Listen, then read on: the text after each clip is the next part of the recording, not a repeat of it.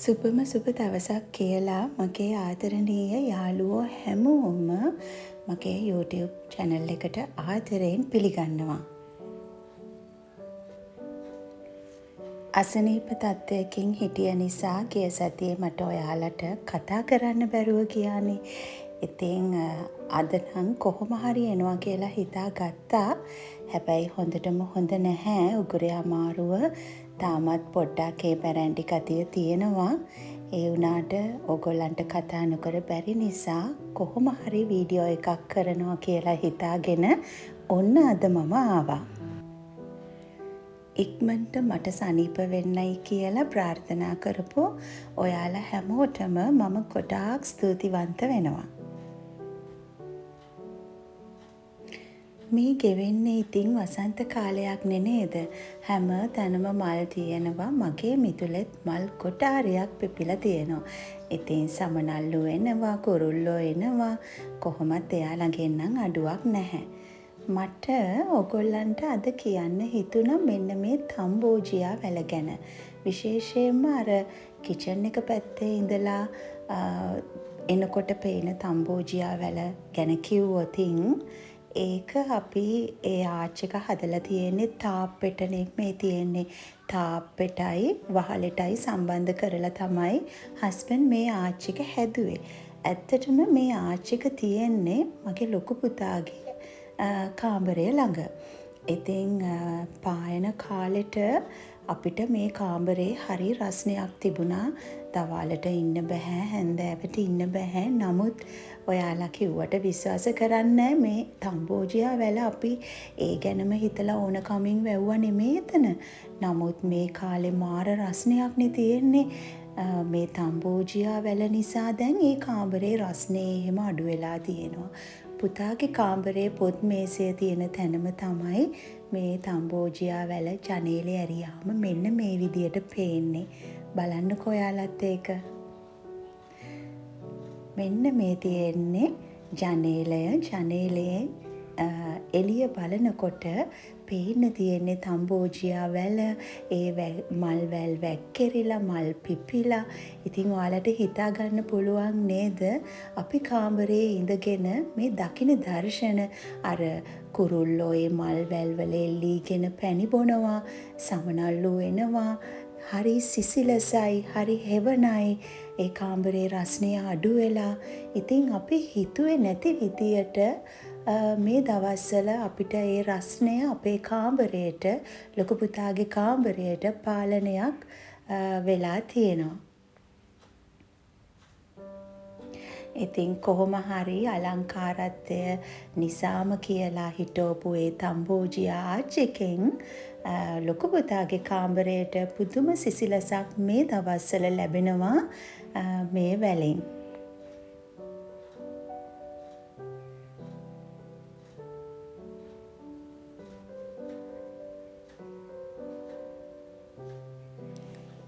ඊළඟට මට ඔයාලට කියන්න හිතුණා අරලිය ගැන. ඔයාලගේ මිතුලේ අරලිය පැලයක් තියනවාද කියලා මම නම් හරියටම දන්නේ නැහැ. නමුත් මට මතකයි ඉස්සර අපි පොඩි කාලේ අපේ අම්මලා අපේ ගෙවල් වල ලොකු අරලිය ගස් හිටවල තිබුණා. ඉතින් දැන් වෙනකොට අපේට තියෙන්නේ ඉතින් ලොකු ඉඩකඩ තියෙන වතු නෙමෙයිනේ. මමත් අරගත්ත පොඩි අරලිය පැලයක්. රතු පාට. ඒකේ දැන් මල් පිපෙන්න පටන් අරගෙනයි තියෙන්නේ.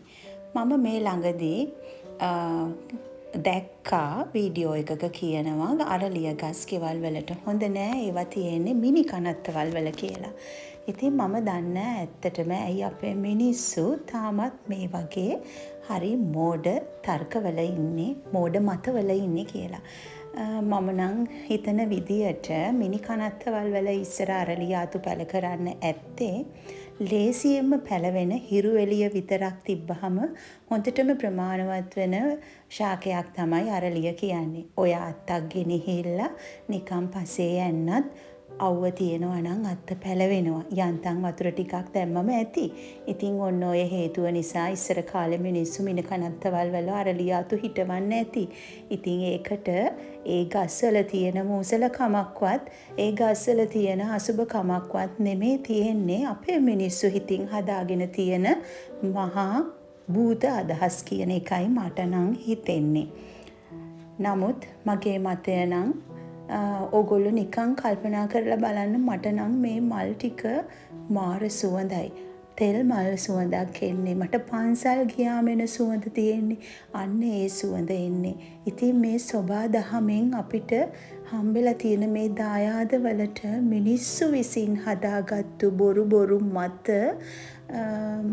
ඒවා ඕගොල්ලන්ගේ හිතවලත් තියෙනවද කියලා මම දන්නේ නැහැ. නමුත් මම නම් ගොඩක් දුරට දකින්නේ ඒකේ සුන්දරත්වය විඳින්න විතරයි. ඇත්තටම මේ ගස් කොළන් වල කටු තියෙනවා කියනවා, එතකොට කිරි තියෙනවා, විසයි කියනවා වෙන්න ඇති. නමුත් අපි ඒ දේවල් වලින් පරිස්සම් වෙන්න ඕනේ.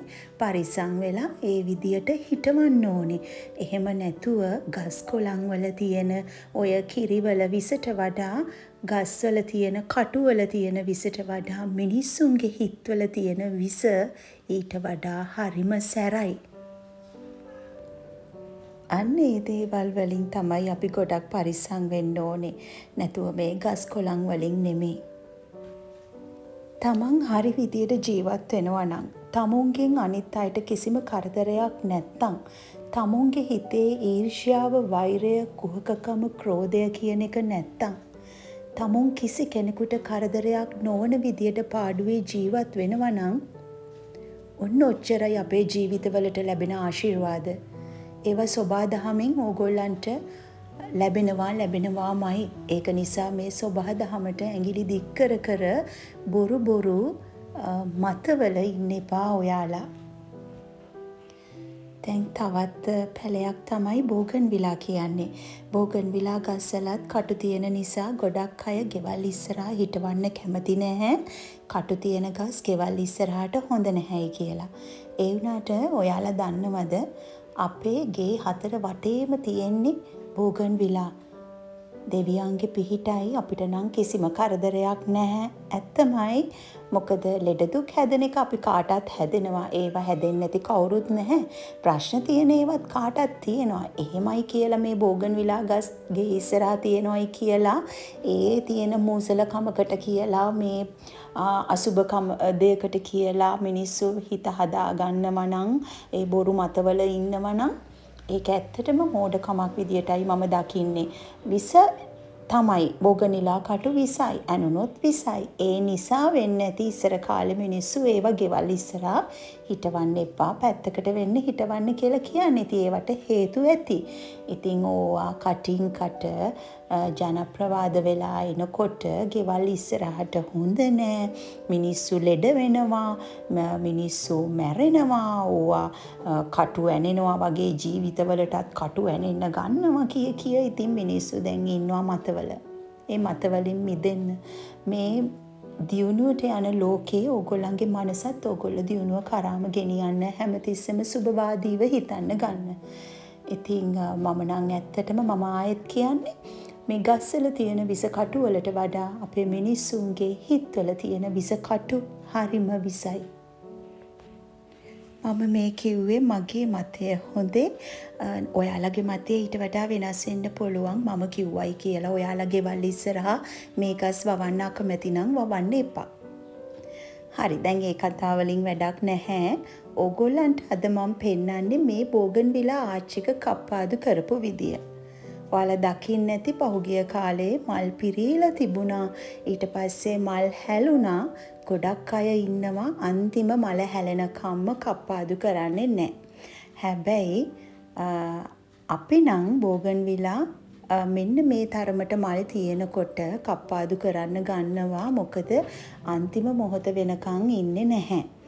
ඉතින් එදත් අපි කප්පාදු කරන්න ගත්තේ මෙන්න මේ විදියට.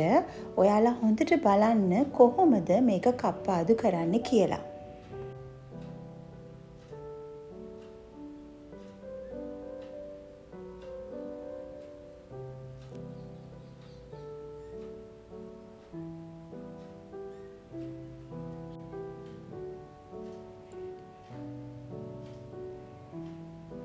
මල්ලතු කපනකොට ලෝභ නැතුව කපලා දාන්න. මොකද එතකොට තමයි දැන් ඊට පස්සේ ඔයගොල්ලෝ පෝර දානවනේ. එතකොට තමයි අර අලුතෙන් දළු දාලා ඒ දළු වල මල් එන්න පටන් ගන්නෙ. ඉතින් මේ විදියට මුළු ආච් එකම දැන් මේ සමහර අතු කපනකොට අලුතෙන් පිපීගෙන එන මල් අතුත් තිබුණා. ඉතින් අපිට අර ඔක්කොම එකපාර එකම ලෙවල් එකට කප්පාදු කරන්න ඕන නිසා අපි ඒ ඔක්කොම අතු ටික කපලා දැම්මා. ඉතින් අනේ ලෝභයිනේ අනේ අපරාධනේ කිය හිත හිටියොතින් අර ලස්සන බෝගන්විලා ආච් එකක් අපිට මේන්ටේන් කරන්න බැරුව යනවා. ඇත්තටම මේක අපි කප්පාදු කරලා දැන් සති 2ක් විතර වෙනවනේ මට වීඩියෝ එක ඔයාලට ගේන්න පරක්කු වුණාට.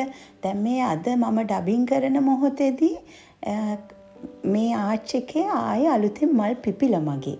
මම ඒක ඔයගොල්ලන්ට ඉස්සරහට අරගෙන එන බ්ලොග් එකකින් පෙන්නන්නම්. බය නැතුව කප්පාදු කරන්න, ලෝභ නැතුව කප්පාදු කරන්න. ඊට පස්සේ යාර්මිලා ටාගට් එකයි කම්ප්ලෙක්ස් එකයි මික්ස් කරලා පොඩ්ඩක් දාන්න. ඒ දාන එක දවස් 14න් 14 නොකඩවා ඔයගොල්ලෝ කරගෙන ගියොතින් ඔයගොල්ලන්ට හැමදාම ලස්සනට බෝගන්විලා පැලයක් එහෙම නැත්නම් බෝගන්විලා ආච් එකක් මේන්ටේන් කරගන්න පුළුවන්.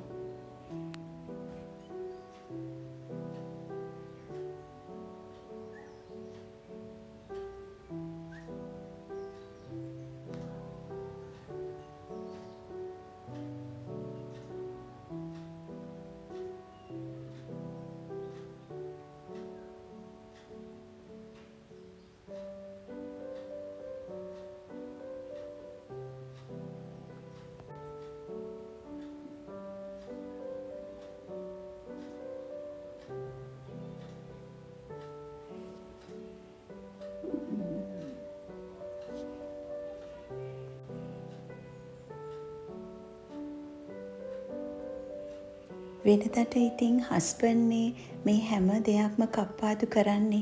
පිතා පාර එයාට බෑ. එයාගේ උර හිසේ පොඩි අමාරුවක් ආව නිසා එයාගේ උපදෙස් මත නාලක අයියට කියලා තමයි ගස් ටික කප්පාදු කරගත්තේ. කොහොම හරි ෆස්ට් ටයිම් නාලක අයියා අපේ බොගන්විලා ආච් එක කප්පාදු කළාට මොකද හරිම ලස්සනට කප්පාදු කරලා තිබුණා. ඊට පස්සේ බෝගන්විලා පොට්ස් ටිකත් මෙන්න මේ විදියට කප්පාදු කළා. ඉතින් ඒවයි ඇත්තටම මල් තිබුණා. ඒ වුණාට ඉතින් හස්බන්ඩ් කොහොමත් ඔය අතු කපලා දානවනේ. ඊට පස්සේ පෝර දැම්මහම මල් එනකොට ලස්සනයි. මේක දැන් මේ මම කියනකොට ඕගොල්ලන්ට හිතේවි මම දන්නවා මට කමෙන්ට්ස් උත් එනවා. අයියෝ ලස්සනට තියෙන මල් අතු ටික කපලා දානවා අපිට නම් ලෝභයි කියලා. ඒක මටත් තිබුණා. ඉස්සර මමත් හරි ලෝභයි මල් තියෙනකොට අත්තක් කපලා දාන්න. ඉතින් ඒ වුණාට ඇත්තටම මටත් දැන් තමයි ඒ රහස මොකද්ද කියලා හරි හැටියට තේරෙන්නේ. ඔයාලත් එහෙම කරලා බලන්නකෝ. එතකොට ඔයාලටත් තේරෙවි මොකද්ද මම මේ කියන්නේ කියලා. ඔන්චිල්ලාව දෙපැත්තේ තියෙන කණු දෙකෙනුත් උපරිම ප්‍රයෝජන අරගත්තේ අපි මෙන්න මේ විදියට. බෝගන්විලා පැල දෙකක් දෙපැත්තෙන් තියලා ඒ කණු වල කොහු ලණුවක් පටලවලා උඩට යවලා අන්න ඒ ලණුව දිගේ ගැට ගගහ බෝගන්විලා පැල දෙකක් මෙන්න මේ විදියට උඩට යැව්වා. දැන් ඒකෙත් මල් පිපිලා හරිම ලස්සනයි. මගේ මේ ගැටපිච්ච පැලේ තිබුණේ තම්බෝජියා ආච් එක ළඟනේ. ඉතින් ඒකේ හෙවණට මේකේ මල් එන එක නතර වුණා. පස්සේ අපි කරපු වැඩේ ගහ කප්පාදු කරලා මෙන්න මේ විදියට ගේ ඉස්සරහා ඌව වැටෙන තැනකින් තිබ්බා. දැන් හොඳට පොට්ටු ඇවිල්ලා දැන් මේ මල් පිපෙන්නත් පටන් අරන් තියෙනවා. උදේට මාර සුවඳයි මිදුලට ගියාම.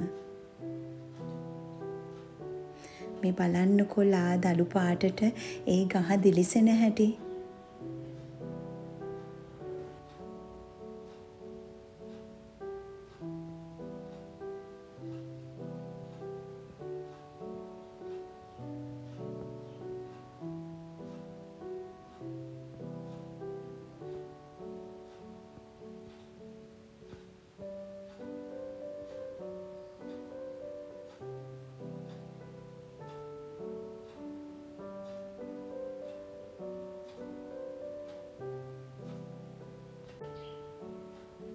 සෑහෙන කාලයක් තිස්සේ මගේ ගේ ඉස්සරහා තියෙන මේ මානෙල් පොකුණු ටික ඔයාලට මතකයි නේද?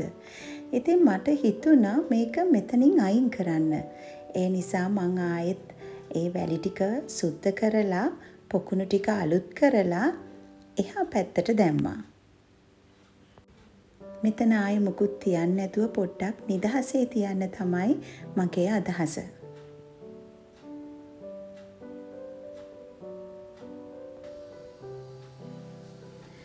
ඉතින් මේ බලන්නකෝ මම මේ ව්ලොග් එක පටන් ගන්නකොටම මුලදිම කිව්වනේ මගේ වත්තේ මේ දවස්වල හරියට මල් තියෙනවා කියලා.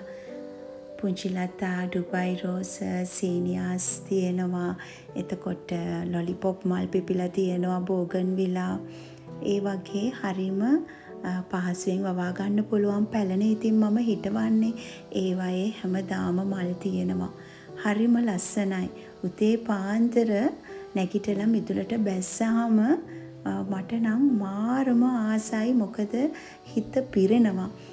මට හස්බන්ඩ්ුත් කිව්වා මේ ළඟදී දවසක උදේට නැගිටලා මිදුලට ගියාම වැඩට ගිහිල්ලා ආවට පස්සේ පොඩ්ඩක් මිදුලේ ඇවිදලා ඒ මල් පැල බලලා පිපිලා තියෙන මල් බලලා ඒ සුන්දරත්වය විඳිනකොට මිදුලට වෙලා චුට්ටක් මේ ගස් කොළන් දිහා බලාගෙන ඉන්නකොට අර හිතේ තියෙන ඒ බර චුට්ටකට සැහැල්ලු වෙනවා. ඉතින් මොහොතකට හරි පුංචි සැහැල්ලුවක් සතුටක් අපිට දැනෙනවා කියන්නේ ඒක ඇත්තටම මහා ලොකු දෙයක් අපේ ජීවිතේට. අන්න ඒකයි මම ඔයාලට හැමදාම කියන්නේ මම මේ විඳින සුන්දරත්වය මම මේ විඳින ඒ ලස්සන ඒ සැහැල්ලුව ඒ ඇස් දෙකෙන් මම දකින ලස්සන ඔයාලටත් විඳින්න දෙන්න මම මාරම ආසයි. ඉතින් ඒ නිසා තමයි හැමතිස්සෙම මම පුන කියන්නේ ලොකුවට සල්ලි දීලා මල් පැල ගන්න ඕනේ නැහැ. කාගෙන් හරි මල් අත්තක් ඉල්ලගෙන හරි ඕගොල්ලෝ එක පෝච්චියක් හිටවන්න ගන්න. ලොකුවට හිටවන්න ඕනේ එකක් හිටවන්න ගන්න. ඒකේ මල් පිපෙන්න ගන්නකොට තමයි ඔයාලට තව පෝච්චියක් හදන්න ආස හිතෙන්නේ. ඔන්න ඔය විදිහට තමයි ඕගොල්ලන්ගේ ආසාව බෝ වෙන්නේ. ඉතින් මේ මල් වලට තියෙන ආසාව ඔයාලගේ හිතවල බෝ වෙන්න ගත්තට පස්සේ ඔන්න ඕකට නම් බෙහෙත් නෑ හොයාගන්න. ඒක සුව වෙන්නේ නැති රෝගයක් වෙනවා.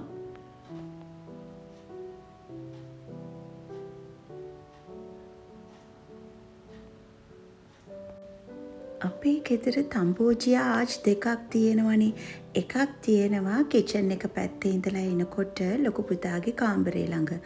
අනිත් තම්බෝජියා ආච් එක තමයි මේ. ඒක තියෙන්නේ අපේ ස්තෝප්පුවේ ඉස්සරහමයි. වෙනතට අපේ ස්තෝප්පුවේ වාඩි වෙලා ඉන්නකොට එතන ඉන්න බෑ. මාර රස්නේ. පායන කාලෙට හරියට රස්නේ එනවා ඒ ස්තෝප්පුවට. ඉතින් මේ කාලේ දැන් අපේ තම්බෝජියා මෙන්න මේ වැල නිසා ස්තෝප්පුවට වෙලා තමයි අපි ඉන්න කැමති. ඇයි දන්නවද? එතන මාරම කූල්. හවසට හරීම සිසිලසයි. ඇස් දෙකට සනීපයි. එතන ඉඳගෙන ඒ මල් දිහා බල බල කුරුල්ලෝ දිහා බල බල අපි ඉන්නේ මේ දවස්වල. මම නම් හවසට ඔය තේ එකක් එහෙම හදාගත්තාම බොන්න ඇවිල්ලා වාඩි වෙන්නේ ඔය ඔතන මම තියලා තියෙන පුටුවක තමයි. ගස් කොළන් හිටවීමේ වටිනාකම අපි ලොකුවට දුරදිග කල්පනා කරලා හිටෙව්වේ නැති වුණත් හිතේ තියෙන ආසාවට හිතේ තියෙන ඒ අලංකාරත්වය ගොඩනගා ගන්නයි කියලා හිතලා අපි හිටෙව්වට මොකද සෝබා දහමෙන්ම අපිව පරිස්සම් කරනවා විපත් වලින්. ඉතින් ඔයාලත් තව කල්පනා කර කර ඉන්නේ නැතිව අදම පටන් ගන්න පැලයක් හිටවන්න. එක පැලයක් හරි හිටවන්න. ඒ සුන්දරත්වය විඳින්න ගන්න. සෝබා දහමට ලං වෙලා සෝබා දහමට ගොඩාක් ආදරය කරන්න ගන්න. මං එහෙනම් දැන් ගිහිල්ලා ආයෙත් ඉක්මනටම එන්නම්. ඉතුරු බෝගන්විලා පෝච්චි ටික කොහොමද අලුත් කළේ කියලා ඔයගොල්ලන්ට පෙන්වන්නත් ඕනේනේ. ඉතින් ඒ එනකන් ඔයාලා ගොඩාක් පරිස්සමෙන් සතුටින් ඉන්න.